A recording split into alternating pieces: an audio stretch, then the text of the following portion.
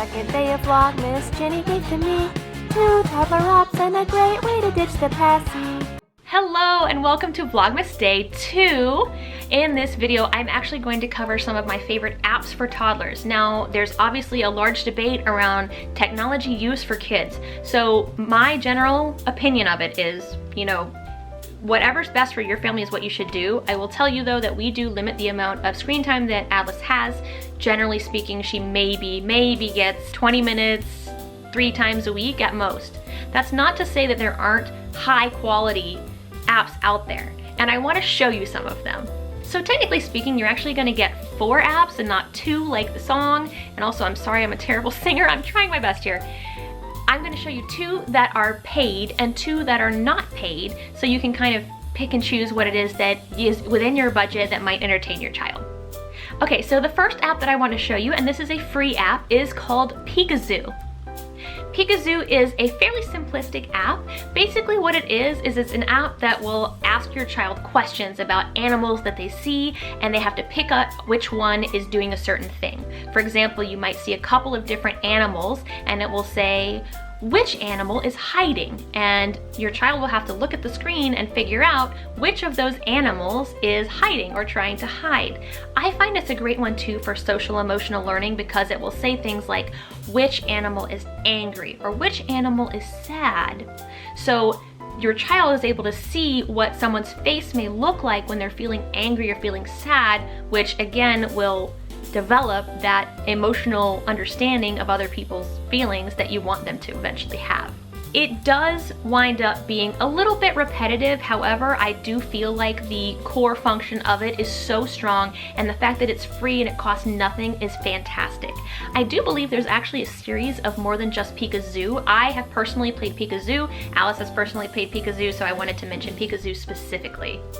The second free app that I wanted to mention is the Bimmy Boo coloring book. I've used several of the coloring books. There's a Baby Shark one, and I will put an icon right here of what that coloring app looks like because there's lots of coloring apps for toddlers. I personally like this one the best. This one has the best free functionality, and it is a freemium app where you can actually upgrade it to have more colors and things like that and more coloring pages. But I find that this one actually is the most user-friendly for toddlers because once they put their finger down, it stays within a section of the lines and they won't wind up, dragging some craziness across the screen. It also has a lot of different tools that you can use. It has brushes, it has washi tape, it has just pencils and markers, and there's a lot of different variety of tools that your child can see and interact with, and I find it's great for fine motor skills. So I can ask Alice, hey Alice, can you color the wreath green? And she can find the green color, which will teach those color skills, by the way, and then she can actually practice trying to color the green part. I find that this app too is a bit evergreen in the sense that it will stay fresh for your child longer, meaning that a 2-year-old and a 3-year-old will probably both still enjoy this app because it's coloring and they may be able to do more things with it as they age. Alice, being kind of in between 2 and 3, she can do some things with it. She can pick out colors, but she's not going to be able to do everything, and that's something that's great about it is because eventually she's going to learn how to do everything with it.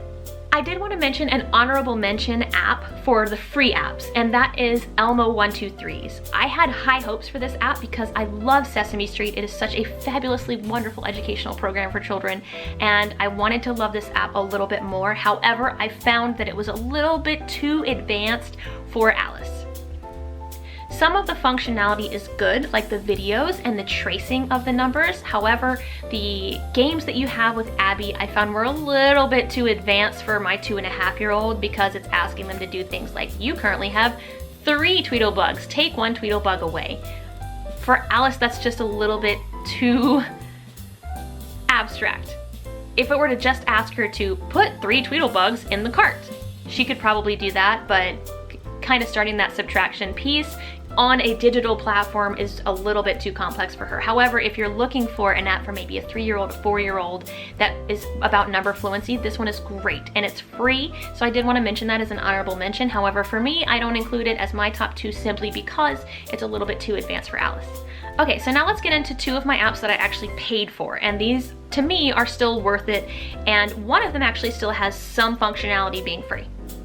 So the first one is actually the Ping Pong Shapes and Colors app. I found that this app has a lot of variety to the games and does quite a good job of creating a game that is accessible to toddlers, scales with difficulty, and has almost like a prize system, because basically as they complete the games correctly, they earn little stamps, and then they get to choose a present box to unlock a prize in this little prize room, essentially.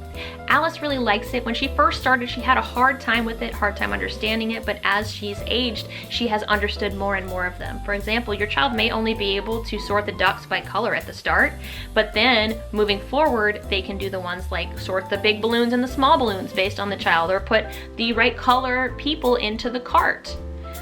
There's even one where they have to order things from from biggest to smallest. So there's a lot of variety to this one. I also like that it has a shape sorter that will actually name the shapes correctly. For example, there is one that is sorting, let's say, a circle and a hexagon, and it actually, when they click it and drag it, it will say hexagon.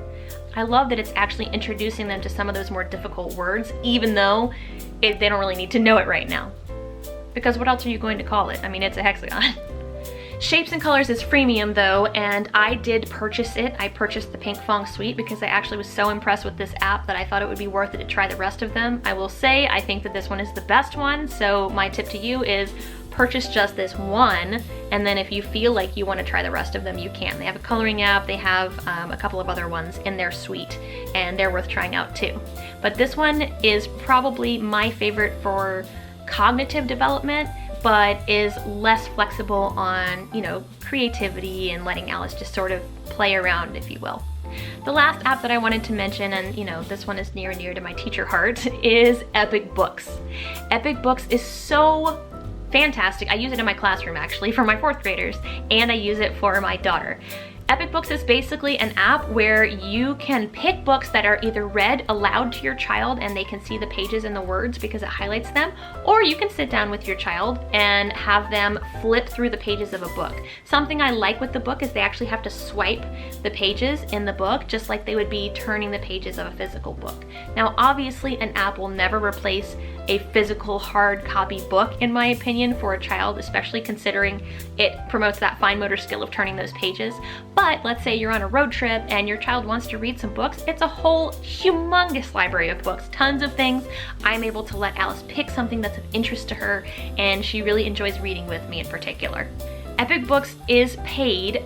You can get it for free through your child's school, or let's say they have a little pre-K program, teachers can sign up for free and then they can log in. But I will tell you that the library of books that they have is truly robust. I mean, they have some very popular large books that you'd be surprised that they have. So I hope day 2 of my vlog series is helpful to you and you've learned a couple of apps you might want to try with your toddler if you use apps for your toddler. And if you don't, that's cool too. So day 3 will actually be posting on Monday because I'm only doing weekdays since I have a job and a doctorate to work on, and I'm doing my best to make sure that I can participate in Vlogmas as best that I can. And I'm gonna go ahead and give you a hint, is that day 3 is actually 3 non-toy presents that you can get your child for the holidays. Again, thank you so much for watching. I cannot believe the support I've gotten on this channel. Truly, thank you so much. I appreciate you being here, and as always, take care.